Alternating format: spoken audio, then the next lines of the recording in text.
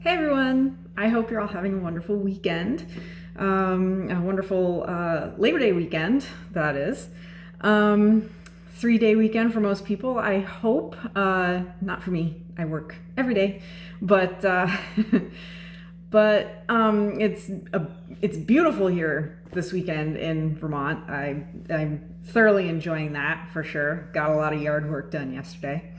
But today, actually, I want to talk a little bit about, I want to do a nutrition video. And I want to talk about fats. For the longest time, fats have been demonized. For decades now, it's been low fat, low fat, low fat. Everything has to be low fat. More recently, it's been there have been some new studies coming out about fats and how they are important. They are one of the three macronutrients. You know, you have protein, you have carbs, and you have fats. I'll do a video on each one. Carbs seems to be the new fat these days. So anyway, moving on, talking about fat. There it is, you know, you need fat. You need fat to function. Your brain uses a lot of fat for working to clearly my brain is not working that well this morning. But you know, your brain really needs it. And it's important. And I mean, as macronutrients go, depending on what your goals are, what your desired diet consists of, fat generally is the macronutrient that you probably need the least amount of, like I said, depending on your goals and those sort of things. But it is still important and it is essential. They call, the omega fatty acids are essential fatty acids. They call them that for a reason, and that's because you need them to live. So, like I said, there's been new research that have come out in the last decade or so about how important fats are, and it's not so much fat in general. There's different types of fat. Now, we all know that there's saturated fat, unsaturated fat, and then there's the trans fats. The trans fats are the only ones that you do not need. Stay away from trans fats. And for a long time, trans fats were found in all kinds of processed foods. They have recently, essentially, I think, been banned. Labels do still have them listed, and they're basically listed there to say that they're not in it. In whatever product. And they're still found in a few products, but I think for the most part, they're not in a lot of things anymore, which is great, because trans fats are they're not good. Saturated and unsaturated fats, you definitely do need. The problem, however, is with the ratios of those nutrients. So,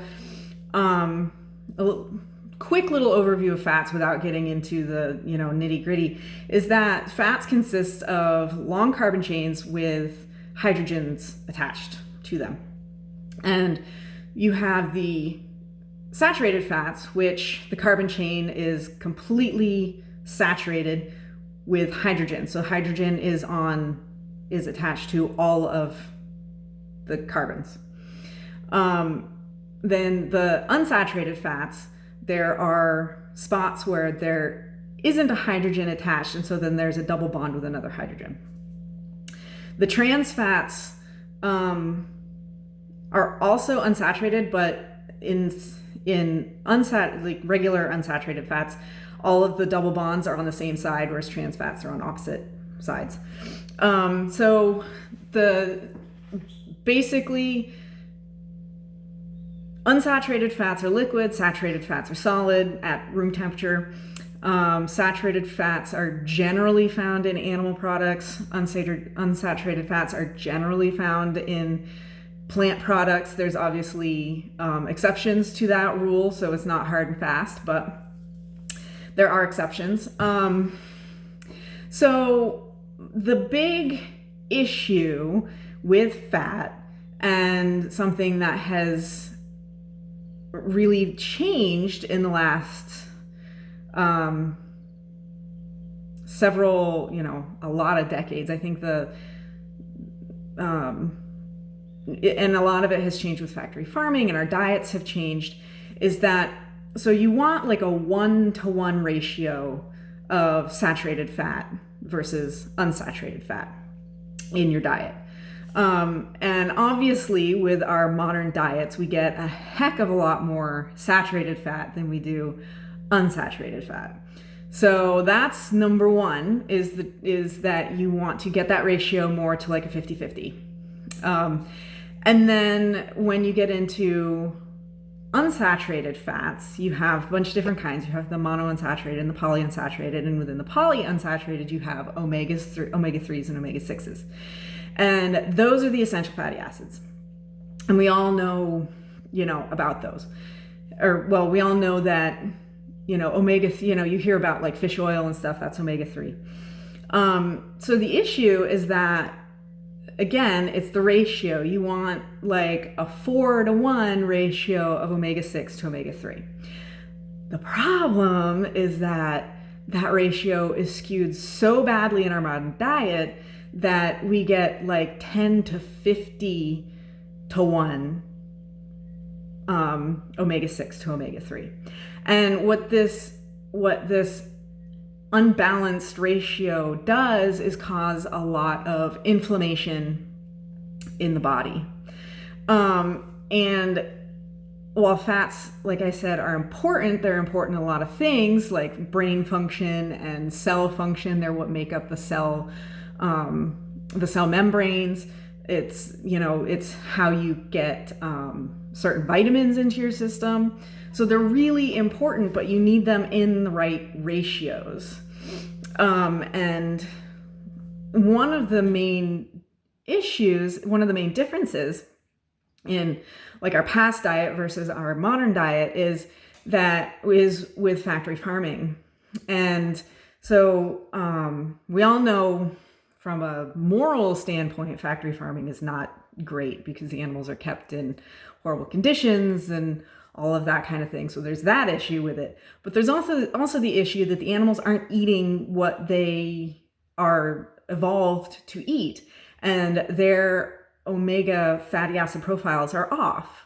So like in beef and stuff, the fatty acid profiles when they eat grass, so grass-fed, are more close to what we as humans need in the ratio, that 4-to-1 ratio. Whereas grain-fed, factory-farmed beef and other animals, that omega-6 to omega-3 ratio is really, really skewed because they're not eating what they have evolved to eat.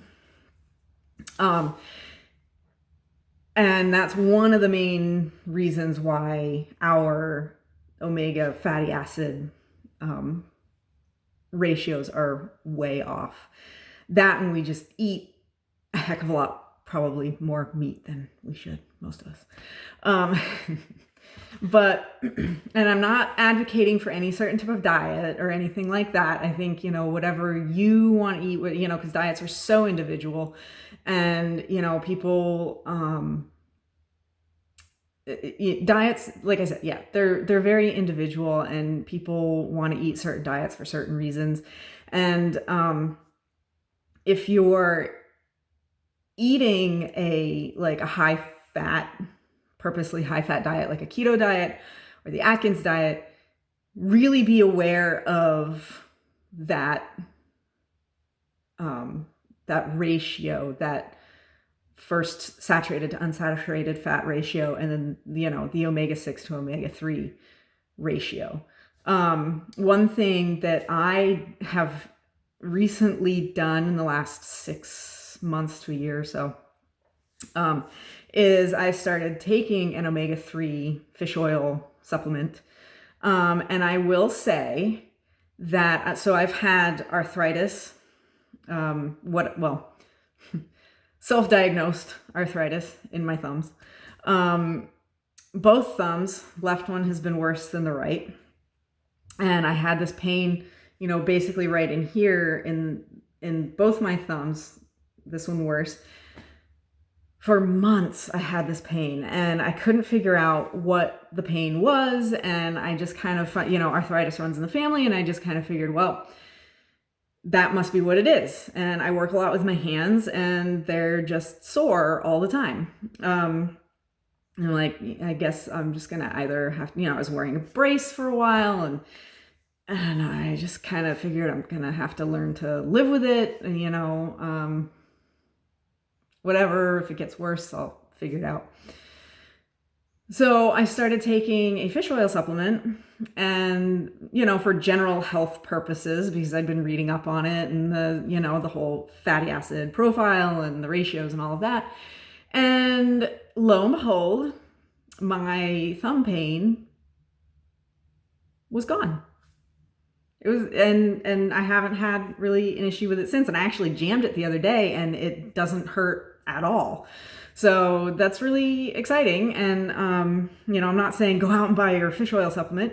Definitely, if you're going to make any sort of changes to your diet, talk to your doctor and that kind of thing. But I just wanted to go over fats and how they're not the devil, and it's more about the types you're getting and the ratios of them that you're getting. And I hope that you all enjoyed this video. I hope it was informative. If you liked it, please hit subscribe, share it. You can find me on Facebook. You can find me on Instagram. And I hope you all have a wonderful Labor Day weekend. Bye.